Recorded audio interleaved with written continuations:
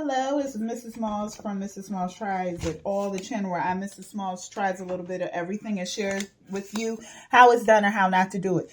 Today, we are starting our garden. So we're starting the seeds in our garden, and I'm going to use the Jiffy seed starting greenhouse kit. I'll put everything that I use, I'll put that in the description box.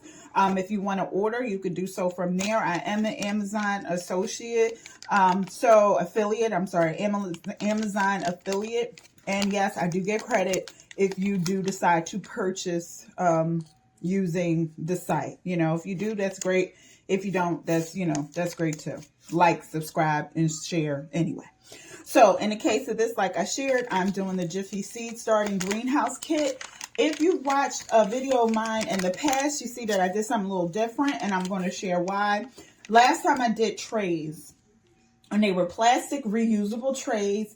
They had a nice little vent at the top where if it got too wet or too moist or anything like that, I could open the vent, and then the plant, you know, could get the right amount of air and moisture and all that stuff. They were cute. Yes, the plants grew. However, when it was time for me to switch the plant into the soil, I lost a lot of roots, right? Because I had to, gingerly remove the plant from the planter and put it inside the dirt outside, and that didn't go too well. So I lost a lot of root. Well, I killed a lot of roots from like my broccoli and like collards and stuff like that, and I had to replant them again directly in the soil. They did well. It didn't, do anything bad, but just the fact that I had to do it again, it was like a killer.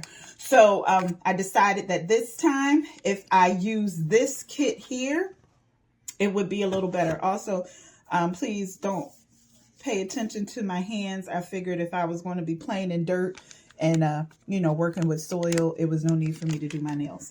All right, so notice with this greenhouse kit, it is biodegradable netting. So this means that once the plants are ready to go into the soil, all I have to do is take the pellet, as you can see here in the picture, take that pellet and plant it directly in the dirt. Right? And so with that, I figure, okay, this is going to be easier. It's going to be safer. I won't cause as much damage as I did the last time, and I won't have to wait as long because, again, for those plants that died, my greens and my collards, my kale, and my broccoli, and the cabbage didn't even have a chance. Because of that, I damaged so many roots, I had to start over. So because of that, I had to wait a little bit longer.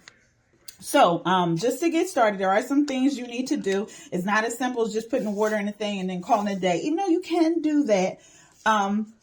But Jiffy gives you a little something. They give you something called Super Thrive. And what Super Thrive is, it's plant vitamin for seedlings. Nothing wrong with little plant vitamins from time to time. Also, you can use natural fertilizers and things of that nature. When we get to that, I'll share what it is that I use, and I'll make sure I post it. You can get it online with Amazon, and you can go to Home Depot and get it. It's up to you. Whatever works. So, just mix with water. If you see, it says just mix with water and moisten seed starting medium. Warning, may be harmful if swallowed and inhaled. I feel like that's common sense, but it is there. Now let's look at directions. It says directions for seed starting use with packet. Pour the packet in 1 gallon of water and mix well. Add your blended mixture of Super Thrive solution into a measuring cup or watering can. For a full tray, saturate your pellets or soil with 4.5 cups worth of solution for best results. 2 1/4 cups for half a tray. Once expanded, fluff pellets, which means just gently squeeze to loosen growing medium or prepare loose soil. Add seeds based on your packet directions and refer to your seed starting kit for further instructions. Now, here's the Super Thrive. I put a gallon of water inside my watering can. All right. Just in case you forgot, because it's been a while since you been in school. It's all right. Elementary math was a long time ago for many of us. A gallon is 16 cups. All right, so I put my 16 cups in my watering can, and I am going to put this inside of there and let it dissolve and do its thing. Outside of just the tray and these little pellets, they start off this small, and you will see them expand. It also comes with a lid. The lid is cool because sometimes it needs that greenhouse effect and that greenhouse moisture to kind of keep the little, the little cycle of water and moisture and stuff going. The cool thing about the lid is that you can take it off. Sometimes it gets a little wet. You do not want the seeds to get molded or the bottom of the plant to get molded in any way. That could cause some damage. Sometimes not so much, but sometimes it can. So you want to make sure you rotate, kind of like, keep it on, off, on, off, on, off. All right. So while we're waiting for that, I'm going to give it a little shake. Let's go over what seeds I'm going to plant today or for this year. I always plant... Sorry, you might hear my chair moving in the background. I always plant what we eat. That's important. This way, when we are doing our thing in the summer, we don't necessarily have to worry about the produce store as much. Usually we start to see a yield in our veggies around, I'm going to say, depending on what it is, the end of June to July on through September. Last year I didn't do as well. I have no idea why. Working on trying to make sure that doesn't happen this year. But the years before always did pretty well with everything that we ate. So this time around, just to share the seeds that we're going to plant or get started this year. And I'm also going to share with you what I put directly in the ground and when, and what I do start off as little seedlings in the, the plant trays that I transfer, right? Some things can go straight in the ground. Some things need to start in inside, right? And I'll share those that I start inside versus those that I start directly in the ground, and also some that I start both. Like there's some things that I'll start inside, and then the end of June or so, I'll plant some more outside, right? Just to keep a constant thing going. And also some of these plants, they don't care, they're hardy, they'll grow despite whatever. Okay, so this year I'm going to do American purple top rutabagas, black seeded Simpson lettuce, sugar beets, purple top turnips. I will add where my mother got those. It is a seed bank, one of those bags that have I think it's 50 different seeds in one bag. My mom got those from there, or all organic or not hybrid, heirloom seeds, all organic, non-GMO heirloom seeds, right? So they're good. The other one is the Chico broccoli. The other ones that I got these from Home Depot. But you can find them anywhere, but I will put the ones that I have. You got Burpee, summer squash, garden beans, green beans. These grow like crazy. So we'll talk about how to do those as the year go on. Kale, tomatoes, San Marzano plum tomatoes. Those are really good for spaghetti sauce. When they start doing their thing, I'll share my spaghetti sauce recipe, but these are the bomb for that. Delicious tomato. Lord, why I act like I can't read? Tomato, delicious, the delicious brand, type tomato, right? I'm also going to look for the Better Boy, and it's another tomato I like called a Black Prince. However, I feel like everybody's late on seeds and stuff. And I could not find them at Home Depot. Usually I find a Black Prince and a Better Boy and all those other, even the ugly tomatoes, I'll find them. But I didn't find them this year. This is what I got. But I'll be looking for another one. Eggplant, absolutely love eggplant. Last year my eggplant grew so stupid. I was very upset. We're going to try again. Make sure we do something better this year. Kale. I love mixing, I love mixing my kale with my collards. This is the curled kale. You can also get the other straight leaf kale. You know, it's up to you if that's what you like. Early Jersey Wakefield cabbage. I'll talk to you about cabbage because with cabbage, if it's too hot, it won't head. So it is good to start cabbage early when it's still a little chilly and you still got some chilly, you know, days ahead. Because if it's too hot or it's too close to being hot when you plant the cabbage, your cabbage will not head. It'll just look like greens. Okay.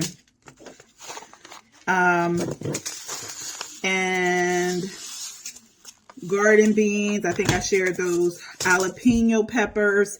I'm looking for more peppers. Again, the supply of seeds was not very high this year. I usually get jalapenos as well as I'll get ghost peppers. I'll get habanero, and then I'll also get cayenne peppers. So I'm very big on peppers. We like everything spicy, and this year so far all I saw was a jalapeno.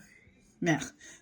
A little hot, but you know, they're not saying much to this house as far as the heat is concerned. Of course, collard greens. All right. Now, the seeds that I am going to start inside of the pods will be the kale, the peppers, the eggplant, the tomatoes, broccoli, collards. That's it. All right. Oh, cabbage. Okay. Those are the seeds I'm starting in here. The others, squash, green beans, sugar beets, the turnips, the lettuce, I'm going to start them directly outside. Not for nothing, lettuce, if you sprinkle, get some lettuce seeds, you got a big pot, water, sprinkle them at the top, lettuce will grow like crazy in a pot. So it's nothing big that you got to do to go all crazy for. Doesn't need anything special except for like some sun and stuff like that. Lettuce will handle its business in a pot. So I usually grow lettuce outside. Turnips, beets. Beets is another thing that needs to grow in the cold. But turnips and the garden beans is another thing that I put directly outside because of how I just noticed that they grow better, especially because of the fact that they're root vegetables. Not for nothing, but I've noticed that the root vegetables take better when they are directly in the ground. This way they will bulb up. If you plant your turnip, your rutabaga, carrot, beet, anything like that too deep, all you're going to get is the leaves. Nothing wrong with the leaves. They still taste good. You do your thing. However, if you like the turnip, you know, if you like the turnip and you like the beet, the bulb, you got to plant it a little thin at the, you know, at the top. And I'll share with you how that's done. So they're not necessarily good for transferring. They're good to go straight into the ground because they have to be at a certain level under the dirt so that they root, right, and bulb up the way you want them. Garden beans are one of those things that grow wild.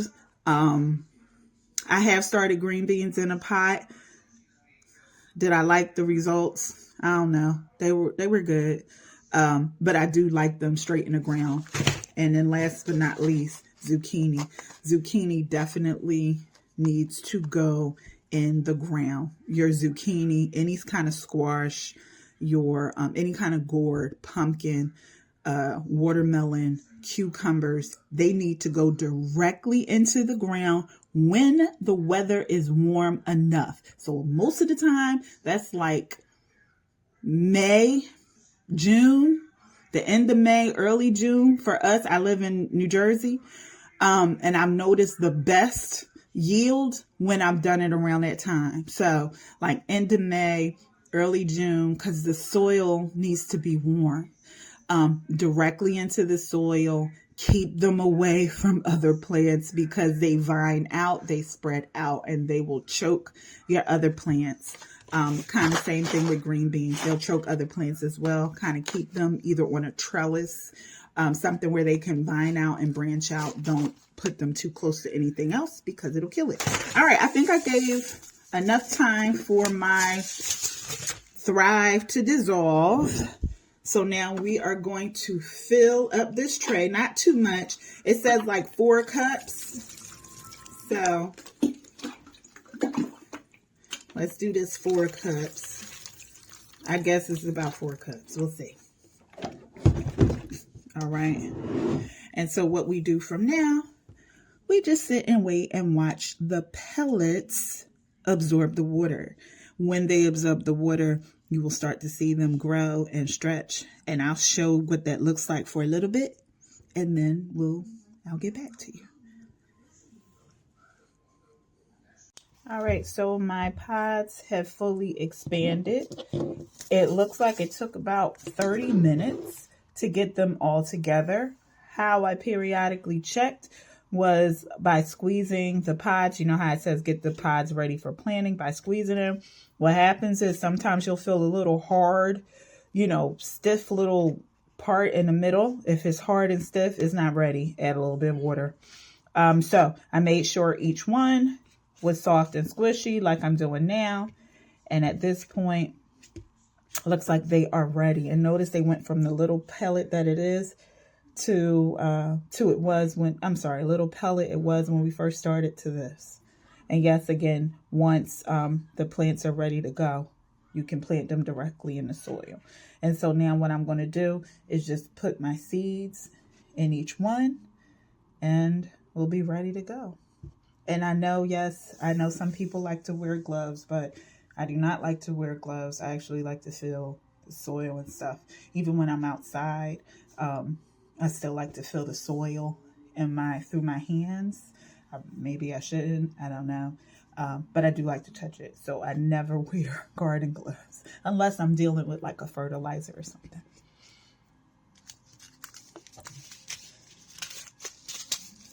So let me get my seeds ready that I'm going to plant. Starting with my cabbage. And I always do about 2 seeds per pot, 2 seeds per anything when I'm planting because, you want to make sure everything grows. So, 1, 2. There we go. Just put the seed in there. You don't have to go too deep.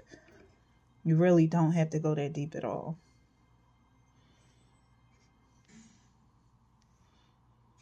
Put it right in that little hole.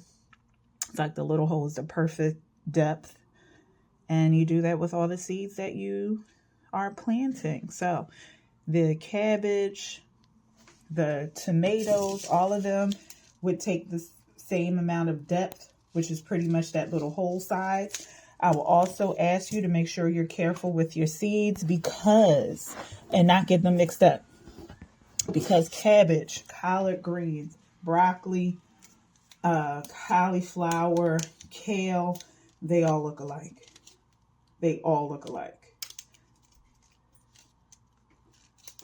And I'll make sure I show a picture so you guys can see. Like these are the cabbage here. 1, 2, 3 for my cabbage.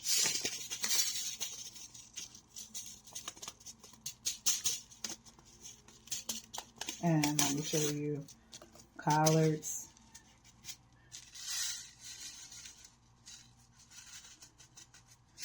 These are the collards. Notice they do not look different at all. They're in the same family.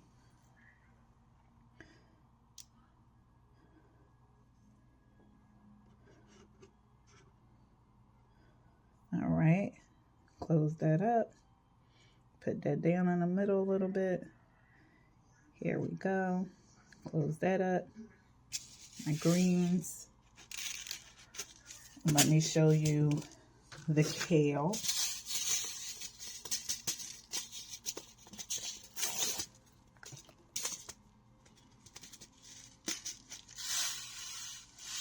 These are the kale. You just saw the collards. And these are the cabbage. Remember what we saw with the cabbage, the collards, all of that? Difference is kale's just a smidge lighter. Just a smidge lighter.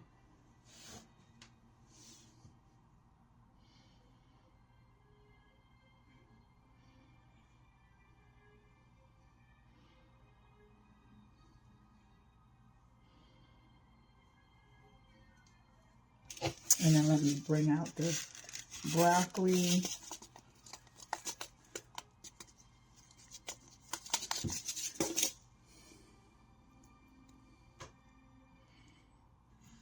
Again, I do like to use GMO and organic seeds.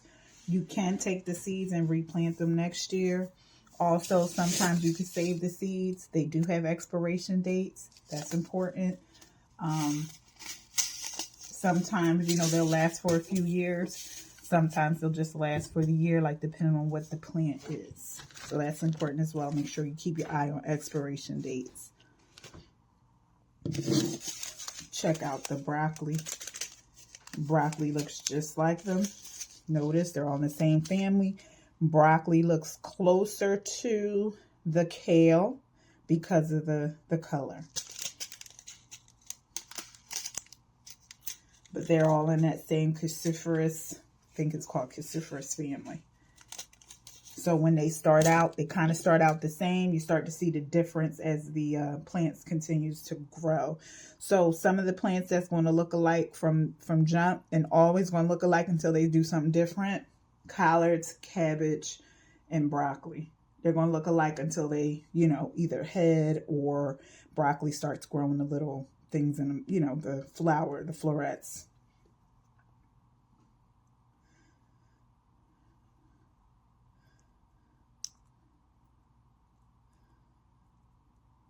All right, so that's broccoli.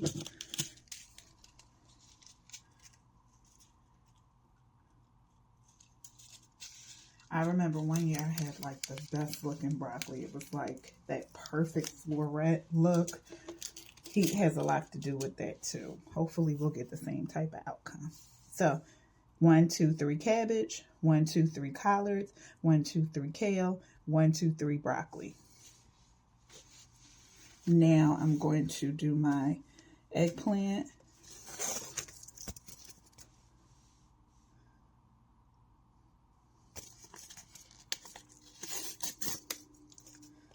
And I'm just going to continue the succession all the way around. I should come back when I'm done.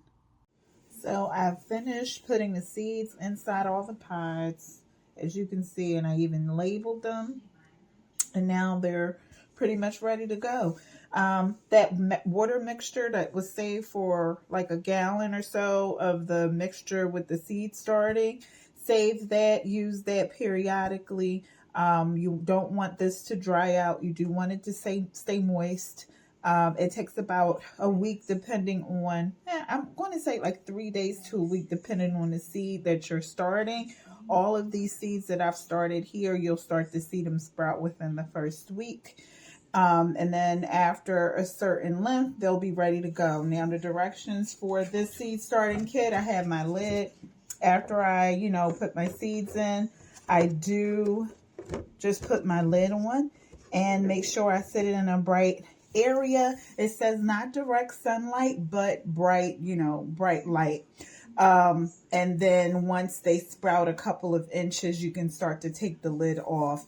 You will see the lid steam. That's absolutely fine from the water and all that stuff. You know, remember the water cycle? That's pretty much what's happening here. And that's absolutely okay. However, you don't want it to ever get to a point where it's like molded or anything like that. So definitely through what I usually do, I take the lid off, put the lid on, take the lid off. I periodically keep it on and off, right? Another thing I do, even though it says not direct sunlight, I am going to tell you one thing I notice. Sometimes after the seeds start to sprout, of course, and you start to see the green come out, sometimes you need a little extra sun. And what I do, because of where I'm located and how the window is located and how my windows are in the house, they're either east or west. And so how the light comes in, it comes in bright, but sometimes I need a little more help. what I did was buy a lamp. And so it's a UV lamp that has like 3 settings. Sometimes I do pull that lamp out because you'll find out that on some instances it's not enough sunlight. Now, how you know you're not getting enough sunlight? When the plant starts to grow, you start to get the leaves. So for tomatoes, peppers, things like that, they'll split, and then you'll start to see the fringes and stuff on the leaf, and they'll like split in 3 and 4. I'll show you what that looks like as time goes on. But what you'll find is that as the leaf is growing, as a plant is growing, it's skinny, and it stays skinny. If it stays skinny, you are not getting enough sun. That's where the lamp comes in at. That's where the lamp comes and does its job. So I pull out the lamp, attach it to the table, and I do that after they start to sprout, and it does help. You'll see the plant get a little hardy. It gets, not hardy, that's not the term. The stem gets a little thicker and stronger. You'll start to see the fuzz develop on the stem, and that's what you need so that it's able to transport outside. And of course, I'll share all those steps as time progresses. I want to try to do like a weekly video to kind of show the progress so we can get an idea of, you know, the start to the finish, you know, started here, take it into the garden, all that other stuff. So I'll go over all of that. And I will, you know, see you soon.